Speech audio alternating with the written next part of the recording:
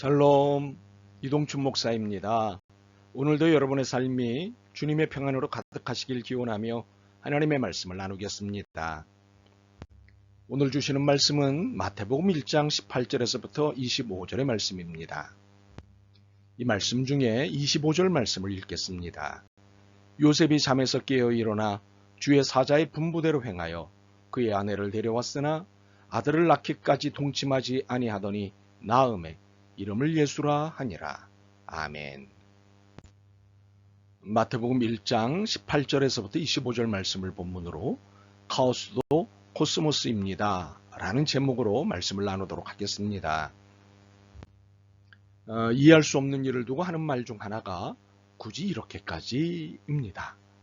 어이없다는 뜻이지요. 그런데 난감하거나 민망할 때도 이런 표현을 씁니다. 오늘 본문과 같은 경우입니다. 보라, 처녀가 잉태하여 아들을 낳을 것이요. 도대체 이것은 어떤 경우일까요? 마리아와 요셉이 결혼을 약속하고 날을 잡았습니다. 두 사람이 결혼할 날을 손꼽으며 행복한 나날을 보내고 있었습니다.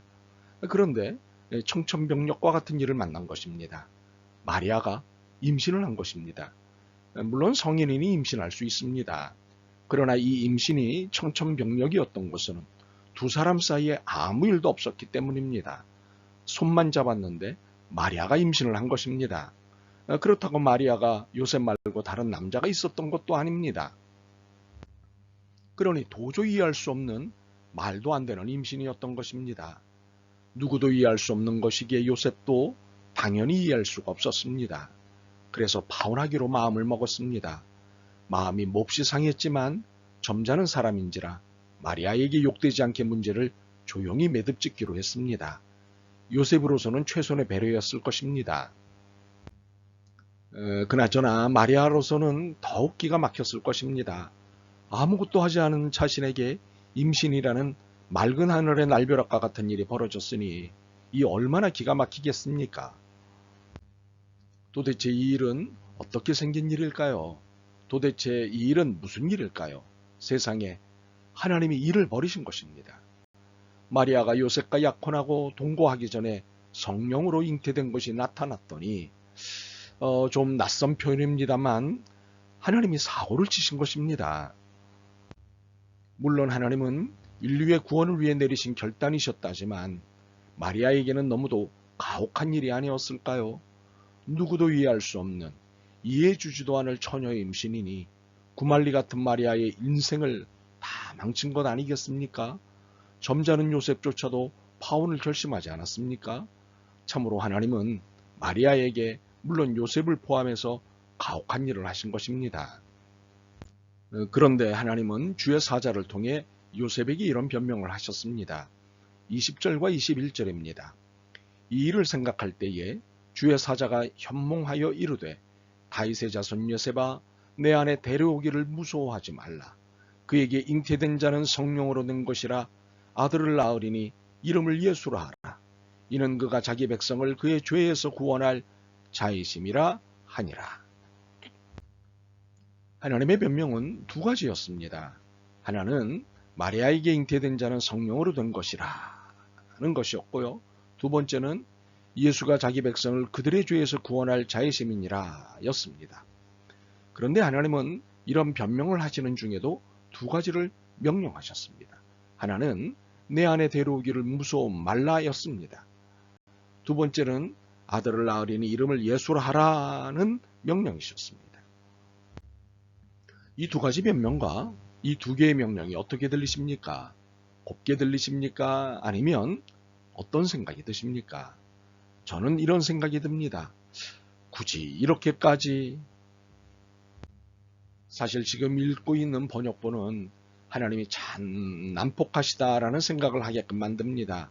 말투가 비인격적이시고 태도가 반인륜적으로 오해하게끔 번역되어 있기 때문입니다. 그러나 결코 하나님은 비인격적이시거나 반인륜적이시지 않습니다.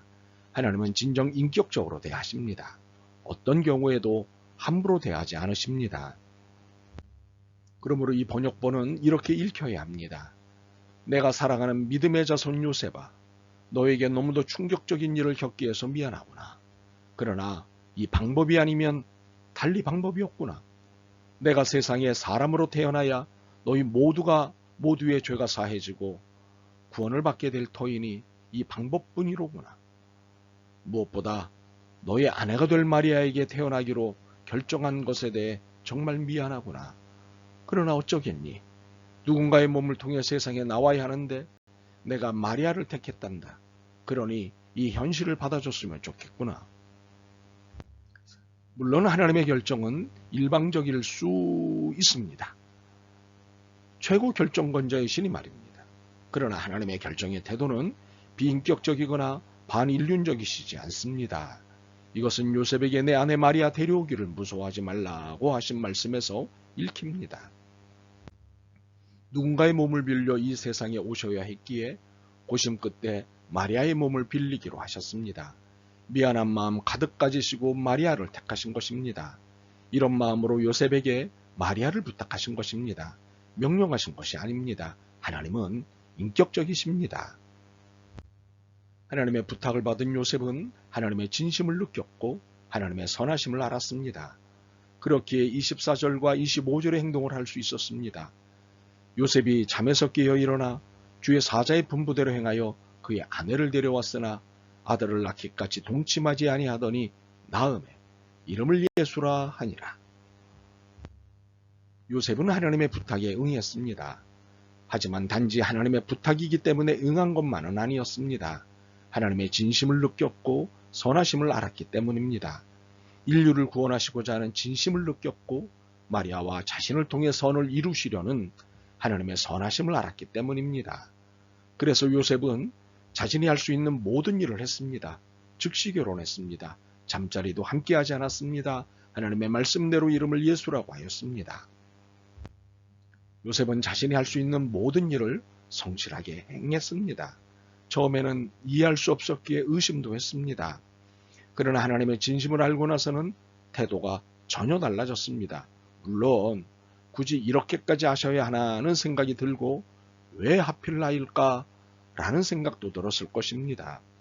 하지만 하나님의 진심과 선하심이 그의 생각과 태도를 바꾸어 놓았습니다. 그렇습니다. 하나님의 진심과 선하심은 깊고 무궁하십니다. 22절과 23절입니다. 이 모든 일이 된 것은 주께서 선지자로 하신 말씀을 이루려 하심이니 이르시되 보라 처녀가 잉태하여 아들을 낳을 것이요 그의 이름은 임마누엘이라 하리라 하셨으니 이를 번역한즉 하나님이 우리와 함께 계시다 함이라. 하나님의 진심은 우리와 함께 계시는 것입니다. 그렇게 임마누엘 예수님을 이 땅에 보내신 것이지요. 이를 오래전에 약속하셨고 이를 지키신 선하신 하나님이십니다. 그래서 이 사실로 우리가 확신할 수 있는 것이 있습니다. 하나님은 결코 회전하는 그림자도 없으시다는 것입니다. 그래서 우리는 영원히 하나님의 보호 아래 살 수 있는 것입니다. 아마 요셉처럼 하나님의 진심을 알기까지 어쩌면 이 진심을 받아들이기까지는 결코 쉽지 않은 마음고생을 해야 할 것입니다. 요셉이 얼마나 힘들었겠습니까? 물론 요셉만 힘들었겠습니까? 마리아도 힘들었습니다. 굳이 이렇게까지 하셔야 하나라며 힘들어했을 것입니다. 그러나 이 힘든 일을 받아들이자 하나님의 영광을 품는 은혜를 입게 된 것입니다. 만세의 요셉과 마리아의 이름이 널리 불리는 복을 얻게 된 것입니다. 우리는 하나님이 하시는 일을 두고 굳이 이렇게까지 하셔야 하나라며 불평과 불만을 가질 수 있습니다. 우리의 인생의 이해하기 어렵고 민망한 일을 만나면 하나님에 대해 불평과 불만을 가지게 됩니다. 특히 나름 부끄러움 없이 바르게 살고 있다고 생각하는데 난데없는 일을 겪게 되면 하나님의 뜻이 있겠지라는 생각 대신에 굳이 이렇게까지 하셔야 하나라는 불평과 불만이 먼저 찾아올 수 있습니다. 그러나 여러분, 하나님은 신실하시고 진실하시고 선하십니다. 하나님은 언제나 우리와 함께 하십니다. 물론 일방적으로 결정을 하셔도 결코 우리에게 불리한 결정을 하시지 않습니다. 반드시 우리를 구원하실 결정을 하십니다. 때론 불리한 결정인 듯 보일 때가 있을 것입니다. 그러나 하나님은 모든 것을 합하여 선을 이루십니다. 모순, 즉 카오스처럼 보이는 상황도 하나님에게는 질서, 즉 코스모스입니다. 카오스와 같은 상황은 하나님의 코스모스입니다. 그러므로 굳이 이렇게까지 하셔야 하나라는 상황을 만나도 더 이상 불평과 불만을 갖지 않길 바랍니다. 잠잠히 하나님만 바라보면 좋겠습니다. 합력하여 선을 이루신 하나님을 바라보면 좋겠습니다. 하나님께 소망을 두시겠습니까? 아멘. 주님, 주님의 뜻과 마음을 아는 것이 참 힘듭니다. 분명 만사에 주님의 이유와 목적이 있음을 알면서도 막상 예상 못한 일이 닥치면 불안과 불평을 갖습니다. 주님을 이해하고 싶지 않은 마음도 생깁니다. 이런 저를 긍휼히 여기시옵소서. 합력하여 선을 이루시는 하나님을 잠잠히 바라보며 이루실 하나님 나라를 소망하게 하옵소서. 예수 그리스도의 이름으로 기도드립니다. 아멘. 오늘도 여러분의 믿음과 삶을 응원합니다. 사랑합니다.